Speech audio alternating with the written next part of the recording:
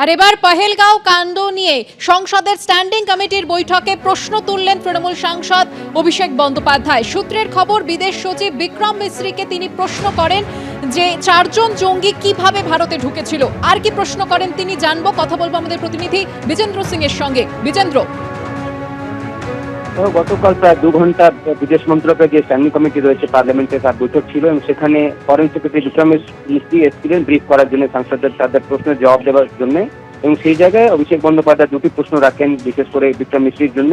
প্রথম তার প্রশ্ন ছিল কি এই 4 জন জঙ্গি পাকিস্তান থেকে কিভাবে ভারতে এলো, কিভাবে তারা পহেলগাম পৌঁছে গেল, তাদেরকে এখন অব্দি কি ট্র্যাক করা সম্ভব হয়েছে বা এলিমিনেট করা সম্ভব হয়েছে, সেটা তিনি জানতে চান। বিক্রম মিস্ত্রি বলেন কি এটা তার ডোমেন নয়, যেহেতু বিদেশ মন্ত্রকের আওতায় এটা পড়ে না। এটা মনে রাখতে হবে কি জম্মু কাশ্মীরের নিরাপত্তা এই মুহূর্তে ডিফেন্স মিনিস্ট্রি, সেন্ট্রাল ফোর্সেস এবং জম্মু কাশ্মীর পুলিশের আন্ডারে রয়েছে। যেহেতু জম্মু কাশ্মীর এখন ইউনিয়ন টেরিটরি, জম্মু কাশ্মীর পুলিশও এখন স্বরাষ্ট্র মন্ত্রকের অধীনে রয়েছে। সেক্ষেত্রে এটা স্বরাষ্ট্র মন্ত্রক এবং ডিফেন্স মিনিস্ট্রি হয়তো এর জবাব দিতে পারবে। তিনি বলেন কি এটা তার ডোমেন এরিয়া নয় জবাব দেওয়ার জন্য। দ্বিতীয় অভিষেক বন্দ্যোপাধ্যায়ের প্রশ্ন ছিল কি যখন সিজফায়ারটা কিভাবে ট্রাম্প অ্যানাউন্স করলেন এবং সেটার জন্য কি ডিপ্লোম্যাটিক লেভেলে ভারত যেহেতু দ্বিপাক্ষিক আমাদের এই এগ্রিমেন্ট রয়েছে পাকিস্তান এবং ভারতের মধ্যে কি যা হবে দ্বিপাক্ষিক লেভেলে আলোচনা হবে, সেক্ষেত্রে ট্রাম্প কি করে সিজফায়ার অ্যানাউন্স করলো, সেটার জন্য কি ভারত কোনো উদ্যোগ নিয়েছে আমেরিকা থেকে জানার জন্য। বিক্রম মিস্ত্রি গতকাল এটা সরাসরি কোনো জবাব দেননি, কিন্তু অন্য সাংসদদের যে প্রশ্ন ছিল সেটাতে তিনি বলেন কি ডিজিএমও লেভেলের টকসেই কিন্তু সিজফায়ার হয়েছে।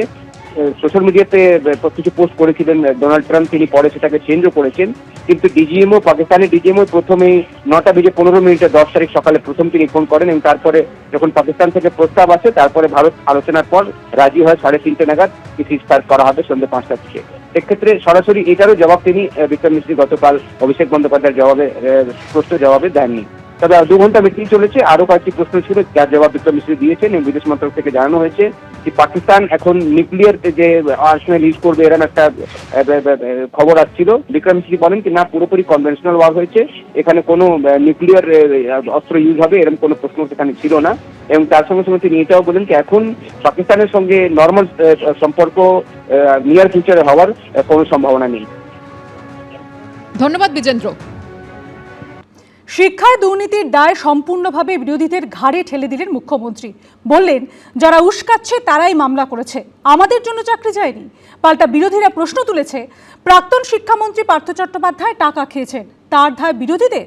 মোটা অঙ্কের বিনিময়ে শিক্ষকের চাকরি বিক্রি হলো, তার দায় বিরোধীদের।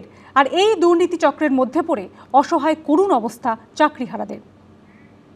যারা উস্কাচ্ছে তারাই কিন্তু মামলাটা করেছে ওদের বিরুদ্ধে, চাকরিগুলো কিন্তু আমাদের জন্য যায়নি। 19,000 জনের চাকরি চলে গেল বিনা কারণে, কাদের দোষে গেল দেখুন তো। শিক্ষক শিক্ষাকর্মীদের চাকরি বিক্রি করা হয়েছে, কোটি কোটি টাকা পকেটে পুরেছেন হেভিওয়েটরা। প্রাক্তন শিক্ষামন্ত্রীর বান্ধবীর বাড়ি থেকে কোটি কোটি টাকা, কেজি কেজি সোনা উদ্ধার হয়েছে। প্রাক্তন শিক্ষামন্ত্রী থেকে শিক্ষার দণ্ডমুণ্ডের কর্তারা কেন্দ্রীয় এজেন্সির হাতে গ্রেফতার হয়েছেন, এখনো জেল খাটছেন। আর এই আবহেই শিক্ষা দুর্নীতির দায় সম্পূর্ণভাবে বিরোধীদের ঘাড়ে ঠেলে দিলেন মুখ্যমন্ত্রী। আমার একটা জিনিস খুব খারাপ লাগে, যারা উস্কাচ্ছে তারাই কিন্তু মামলাটা করেছে ওদের বিরুদ্ধে, চাকরিগুলো কিন্তু আমাদের জন্য যায়নি। চাকরিগুলো যাদের যাবার পথে দাঁড়িয়েছে সেটার জন্য দায়ী যারা, আমি তাদের বলবো এটা না করলেই পারতেন। যারা চাকরি খেয়েছেন তারাই যদি আজকে নাটের গুরুরা যদি আজকে তাদের স্বার্থ রক্ষার গুরু হয়ে যায়, সেখানে আমার আপত্তি আছে। এই রাজ্য সরকার এবং অপদার্থ এসএসসির দুর্নীতির কারণে ঘুষ নিয়ে নেতানেত্রীরা চাকরি দিয়েছে, যোগ্য শিক্ষকরা বঞ্চিত হয়েছেন এবং তাদের জন্য আমাদের এই যোগ্য শিক্ষক শিক্ষিকা শিক্ষাকর্মীদের প্যানেল বাতিল হয়ে যাচ্ছে। কিন্তু এদের জীবন শেষ হয়ে যাচ্ছে, এদের ফ্যামিলি শেষ হয়ে যাচ্ছে, এদের রুজিরুটি শেষ হয়ে যাচ্ছে। এটা তাদের কখনো গায়ে লাগছে না? ওনারা কি মানুষ নয়? শুধু অবশ্য মুখ্যমন্ত্রী নন, কার্যত একই সুর শোনা গেছে শিক্ষামন্ত্রীর গলাতেও। যদি এর পেছনে কোনো রাজনৈতিক মদতদাতা থাকেন সেটা আমার জানা নেই, তা ওদের মাথায় রাখতে হবে চাকরি আমরা দিয়েছিলাম, চাকরি খেতে চেয়েছিলেন অন্য রাজনৈতিক দলগুলো। তাহলে ওদের বুঝে নেওয়ার বা বেছে নেওয়ার দরকার আছে যে সরকার ওদের সঙ্গে না রাজনৈতিক দলগুলো ওদের সঙ্গে। বিরোধীরাও পাল্টা তৃণমূলের দিকেই আঙুল তুলছে। যত অপরাধ সব যদি বিরোধীদের ঘাড়ে হয় তাহলে পরীক্ষায় দুর্নীতি করা হয়েছে, টাকা নেওয়া হয়েছে, সেটা বিরোধীদের দায়। এসএসসি দুর্নীতি করেছে বিরোধীদের দায়, পার্থ চ্যাটার্জি মন্ত্রী ছিলেন, টাকা খেয়েছেন, জেলে গেছেন বিরোধীদের দায়, সবই বিরোধীদের দায়। উনি সাধু পুরুষ। জিনিসটা যদি মুখ্যমন্ত্রী বা স্বাস্থ্য শিক্ষা দপ্তর দিয়ে দিতেন, তাহলে আমার মনে হয় কারুর উস্কানো না উস্কানো কোনো জায়গায় কোনো অবস্থা থাকতো না। সম্পূর্ণভাবে রাজ্য সরকার দায়ী।